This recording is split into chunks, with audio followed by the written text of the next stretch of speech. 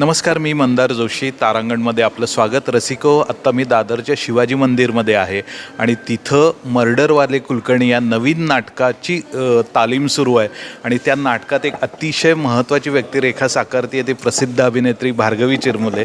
भार्गवी, तारांगणमध्ये तुझं खूप खूप स्वागत. आपण प्रत्येक वेळी छान छान विषयांवर तू जे काही काम करत असतेस त्याच्याबद्दल आपण बोलत असतो आणि आजही हे असंच एक नाटक येतं आहे. संतोष पवार आहे, याच्यात वैभव मांगले आहेत आणि तू आहे.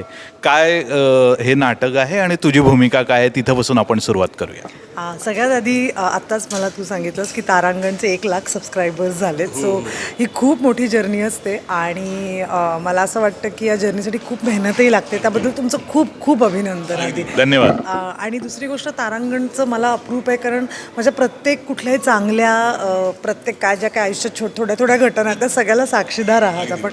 आणि आत्ता गणपतीचा पण माझा इंटरव्ह्यू जो झाला, मला खूप लोकांनी फोन केले, अरे तुझा मस्त झाला इंटरव्ह्यू. मला कळेच ना मी कुठलाच व्हायरल झालाय माहिती आहे का तुझा, जबरदस्त. की मी इतक्यात कोणाला असा इंटरव्ह्यू होतो, अगं नाही गणपतीचा, कारण आपण एका वेगळ्या इव्हेंटला तो शूट केला.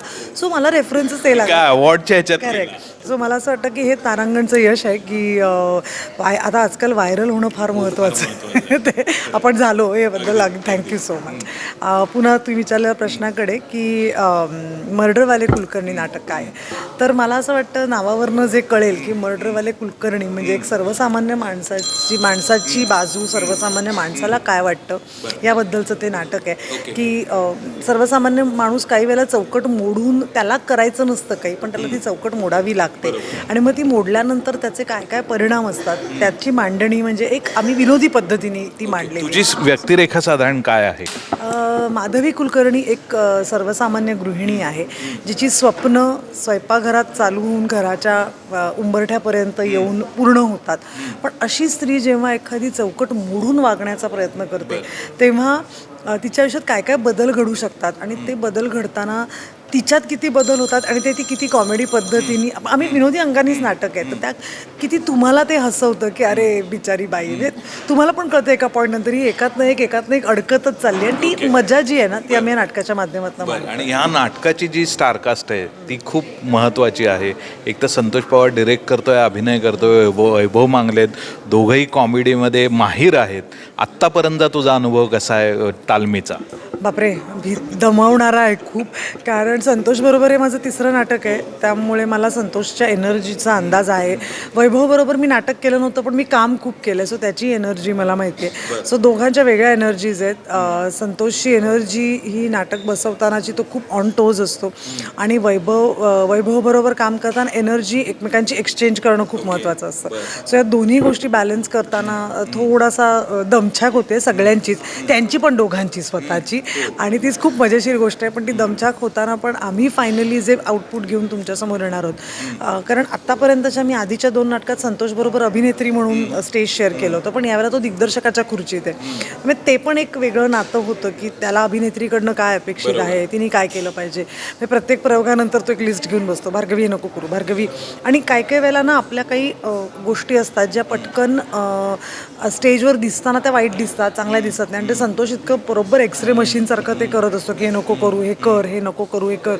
त्यामुळे त्याच्याबरोबर काम करण्याचा अनुभव नक्कीच खूप छान आहे. म्हणजे मला ह्याच्यातून इंटरेस्टिंग गोष्ट काय वाटली की एक चांगला दिग्दर्शक एखाद्या चांगल्या अभिनेत्रीला करिअरच्या अशा टप्प्यावर काही सूचना देतो, किती छान वाटत असेल ना. मस्त, खूप छान वाटतं, खूप शिकण्यासारखं आहे. आणि मला नेहमीच असं वाटत राहतं की प्रत्येक कलाकारांनी एक वाक्य खूप कॉमेडी वाटेल पण स्पंजसारखं असलं पाहिजे की ॲब्सॉर्ब करता आलं पाहिजे. कारण काय आहे ना, काळानुरूप मनोरंजनाच्या व्याख्या बदलत आहेत, साधनं बदलत आहेत, लोकांचा बघण्याचा दृष्टिकोन बदलतो आहे. म्हणजे अगदीच मध्ये एका कार्यक्रमात सचिन मोटे आणि सचिन गोस्वामींची गप्पा मारल्या तेव्हा ते म्हणाले की खरं तर विनोद हा आधीच्या काळातला खूप मॅच्युअर होता. म्हणजे शंकर पाटील असतील, धमा मिरासदार असतील, पु ल असतील, ह्यांची काही काही वाक्य आज आपण कोणी लिहिली बोलली तर त्याच्याबद्दल खूप आक्षेप घेतला जाईल. तर अनेक वेळेला असं होतं की ते बदलत चालले, आपली अभिरुची बदलत चालली आहे, लोकांच्या जाणीवा आता खूपच काय म्हणतात तर स्ट्रॉंग झाल्यात जरा काही बोललं तरी. त्यामुळे ह्या सगळा एक डोलारा सांभाळत एखादी कलाकृती करणं हे सोपं नाही राहिलं. त्यामुळे ते करण्याचा सुद्धा आम्ही प्रयत्न करतोय की सगळ्यांना एकत्र घेऊन एका अमरेलाखाली तो आनंद देण्याचा प्रयत्न आहे. आणि लोकांना मोबाईल, TV इकडनं परत कोविडनंतर नाटकांनी खेचून आणलं आहे, मराठी नाटकाला आज तेवढे प्रेक्षक मिळत आहेत, तर आम्ही तोच प्रयत्न पुढे करतोय की हेच प्रेक्षक आम्ही पुढे कंटिन्यू करा. साधारण तुमचं कसे कुठं प्रयोग आहेत पुढच्या काही दिवसांत? मुंबई, पुणे, नाशिक आहे. सो मुंबई, पुणे, नाशिक तरी आत्ता आहे आणि जानेवारीमध्ये इकडे तिकडे आम्ही जाऊ कुठेतरी, पण बेसिक मुंबई, पुणे, नाशिक जास्त आहे. बाकी तुझं आत्ता आणखी काय सुरू आहे? हे नाटक तर करतीच आहेस, इतर काय काय तुझे डेव्हलपमेंट्स? थोडीशी तुम्हाला कॉम्पिटिशन नाही, पण मी पॉडकास्ट चॅनल सुरू केलं आहे. मी बघितलंय तुझं चॅनल. सो पॉडकास्ट चॅनल आहे. मला मागे कोणतं विचारलं की तू का करावं असं वाटलं तुला, तर मला ना गप्पा मारायला खूप आवडतात आणि मला असं वाटलं की चांगल्या लोकांचे विचार चांगल्या पद्धतीने मांडले पाहिजेत आपण लोकांसमोर, आणि त्या पद्धतीने मी काही माणसं अशी बघितली की या माणसांचे विचार लोकांपर्यंत पोचले पाहिजेत. कारण जोपर्यंत आपण चांगलं काही लोकांना देत नाही, लोक चांगलं बघण्याची सवय नाही लागणार. हे मान्य आहे मला की आज ह्याच्याशी तुम्ही खूप सहमत व्हाल की खूप तरुण मुलं आहेत जी व्लॉगर आहेत, ह्यांना एका दिवसात हजारो व्ह्यूज मिळतात. आपल्याला ते कष्ट आहेत जरा, आपल्याला पटकन, कारण आपल्याला ना स्वतःचा एक चॉईस तयार झाला आहे की हे नाही आपल्याला करायचं आहे. म्हणजे आता तुमचं तर आपण एक तारांगण आहे, तर तारांगण म्हणजे नुसतंच गॉसिप नाही, तर तुम्हाला काहीतरी चांगलं लोकांपर्यंत पोचवायचं आहे. मलाही फक्त ॲक्ट्रेसेसच्या मुलाखती घेऊन माझे व्ह्युअर्स नाही वाढवायचे आहेत, काही चांगले विचारही लोकांपर्यंत पोचवायचे आहेत, किंवा कलाकारांमधले पण चांगले. जसं आम्ही पूजा सावंतचा घेतला इंटरव्ह्यू, आम्ही ॲक्ट्रेस म्हणून नाही घेतला, ती ॲनिमल रेस्क्युअर आहे, हे तुम्हाला माहिती आहे का? किंवा दीपक करंजीकर इकॉनॉमिस्ट म्हणून आम्ही बोलवले होते, आता विश्वास पाटील येतील आपले पानिपतकार. तर मला असं वाटतं अशी माणसंसुद्धा आपल्यापर्यंत, आणि त्यांचे विचार आपण ऐकले पाहिजेत. पूर्वी त्यांचे विचार ऐकायला लोक वसंत व्याख्यानमाला आणि अशा कार्यक्रमांना जात होते, आता नाही जात लोक, तर निदान आपण त्यांच्या घरापर्यंत जाऊन आपण त्यांना चांगलं ऐकवायला पाहिजे असं वाटतं. ही ऑनलाईन व्याख्यानमालाच आहे. हो, पॉडकास्ट इज ऑनलाईन व्याख्यानमाला, खरं असंही म्हणू शकतो आपण. खरंय. म्हणजे तू फुल एन्जॉय करतेस ते काम? खूप एन्जॉय करते आणि मला आनंद वाटतो की मी खूप शिकते पण.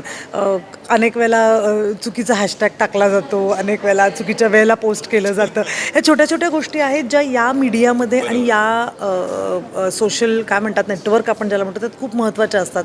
पण याही धडपडत शिकते आणि मला मजा वाटते की या वयातही मला खूप, माझ्या टीममधली मुलं यंग आहेत, ती मला अहो मॅडम आत्ता नाही करायचं होतं ते, 4 वाजता नाही 5 वाजता करायचं. तर मला असं वाटतं 4 वाजता केलं का 5 वाजता केलं नाही, ट्रॅफिक असतो, असं खूप काय असतं आणि ते छान पद्धतीने शिकायला मिळतं आहे. So it's good to learn something. बरोबर, म्हणजे जे शाळेत आपण शिकत होतो तसंच तुझं आता नवीन परत शिकत चाललं. तुम्ही पण शिकलाय त्यामुळे अगदी शिकलो आणि हे शिकणं आमचंही सुरूच राहणार. करेक्ट, आणि असं चालू राहिलंच पाहिजे. एक शेवटचा प्रश्न, म्हणजे परत मी तुला तेच म्हणेन की तू इतकी उत्तम ॲक्ट्रेस आहेस, तर तू स्वतः किती सॅटिस्फाय आहे तुझ्यातल्या ॲक्ट्रेसला, जे काही आत्तापर्यंत तू काम केलं आहेस, स्वतःचं तू काय ॲनालिसिस केलं आहे आणि तुला काय करायला आवडेल की तुला अजून विचारलं गेलेलं नाही आहे कोणाकडून?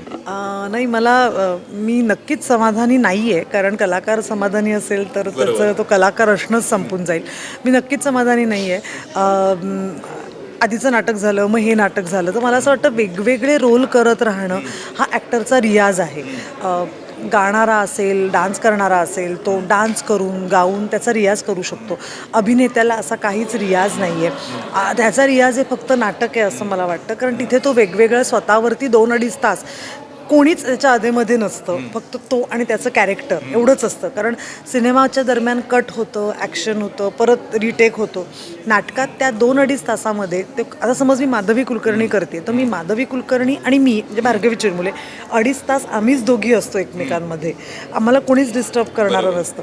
सो हा जो एक रियाज आहे ना, तो फक्त नाटकामुळे मिळतो. त्यामुळे मी समाधानी नक्कीच नाही, पण मी माणूस म्हणून खूप समाधानी आहे. पण मला तुला विचारायचं आहे की तू आता करिअरच्या अशा टप्प्यावर आहेत जे चांगले फिल्म मेकर आहेत आणि तू चांगली ॲक्ट्रेस आहेस, पण त्यांनी आपल्याला कास्ट करावं किंवा त्यांनी आपला विचार करावा, म्हणजे हे तू म्हणजे केवळ नशिबाचा भाग म्हणून सोडतीस का एक ॲक्टर म्हणून काही प्रयत्नही करावे लागतात आजच्या काळात? हे मला तारांगणच्या माध्यमातून नक्कीच बोलायला आवडेल की चांगले निर्माते किंवा चांगले दिग्दर्शक नाही माझ्यापर्यंत पोचले, त्याचं मला दुःख आहे. ते सगळेच मित्रमैत्रिणी आहेत. बरोबर, म्हणून तर मी तुला हा प्रश्न विचारला. सगळेच छान मित्रमैत्रिणी आहेत, आम्ही भेटल्यावर गप्पा मारतो, मजा मस्ती, पण जेव्हा त्यांचे सिनेमे येतात तेव्हा त्यांच्या लिस्टमध्ये मी कधीच नसते. का मला माहिती नाही, मला वाईटही वाटतं, पण मी आपले मित्रमैत्रिणीच आहेत म्हणून त्यांच्या आनंदात तितकीच सहभागी होते. कधी त्यांना आपण विचारावं विचारलंय काय म्हणतात त्या त्यांचं म्हणणं हा रोल नव्हता तुझ्यासाठी जेव्हा रोल असेल तेव्हा मी तुलाच फोन करीन. टिपिकल जे वाक्य आहे. पण मी विश्वास ठेवलाय त्याच्यावर. आणि हे अत्यंत घातक वाक्य आहे. पण त्याचबरोबरीने मला असं वाटतं की मी जे काही एक मोजके सिनेमे केले असतील त्या सिनेमांच्या बाबतीत म्हणजे जसं संदूक केला तेव्हा ऋषिकेश जोशींनी लिहिली होती आणि अतुल काळेंनी दिग्दर्शित केली होती. ते दोघंही माझ्याकडे ती कथा आणि स्क्रिप्ट घेऊन आले. तर मला असं वाटतं की चला चांगले 4-5 मित्रमैत्रिणी आहेत ज्यांना प्रत्येक वेळेला आपली आठवण होते, बाकीच्यांना होत नाही आहे. जे फिल्म मेकर्स आहेत, जे मला असं वाटतं सगळेच फिल्म मेकर्स आहेत, पण काही खूप सतत फिल्म्स बनवतात आणि काही काळाकाळाने बनवतात. सतत फिल्म बनवणारे माझे एवढे जवळचे मित्र नसतील असं मला वाटतं. आणि तारांगणच्या माध्यमातून जर कोणाला वाटलं की नाही भार्गवीचा विचार, आणि आपल्याकडे अजून एक आहे ना थोडंसं मंदार वाईट वाटतं कधी कधी की पूर्वी मी जेव्हा सिरियल्स केल्या तेव्हा ही खूप सिरियलमध्ये कामं करते, मग हिचा चेहरा रोज दिसतो आणि ही सिरियलमध्ये खूप रडके रोल करते म्हणून हिला कुठे आता त्यात काही गरज नाही, मराठी सिनेमांमध्ये आता रडकं नको.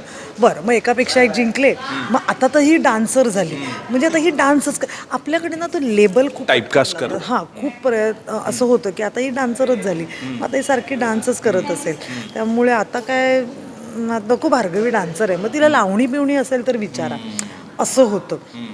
मग कॉमेडी रोल असेल तर तरी आजकाल आहेत डिरेक्टर्स, पण ते माझ्या बाबतीत नाही. पण आपण बघतोय की काही ॲक्टर्स आपल्यामध्ये स्वतःमध्ये खूप एक्सपेरिमेंट्स करतायत, प्रयोग करतायत. ते हो माझ्यापर्यंत येत नाहीत, पण मला तेवढाच अभिमान आहे की मी नाटकात खूप वेगवेगळे रोल्स केले. म्हणजे आता आपण ह्याच्या आधी येतोय तो खातोय भेटलो तो वर्ग होता, तो फॉर्मॅट वेगळा होता, हा फॉर्मॅट वेगळा आहे. सो मला असं वाटतं मराठी नाटकांमध्ये जे प्रयोग होत आहेत त्या प्रयोगात मी आहे ह्याचा आनंद. अशा सर्व सिनेरिओमध्ये सकारात्मक राहणं हे खूप महत्त्वाचं आहे आणि ते तू राहते 100%. कारण ते जर नाही राहिलो तर आपण माणूस म्हणून स्वतःला खूप काय म्हणतो त्याला डिग्रेड करायला लागू आणि मग डिप्रेशन, सप्रेशन सारखे मेंटली आपण इलनेसकडे वळू. मला अजिबातच नाही.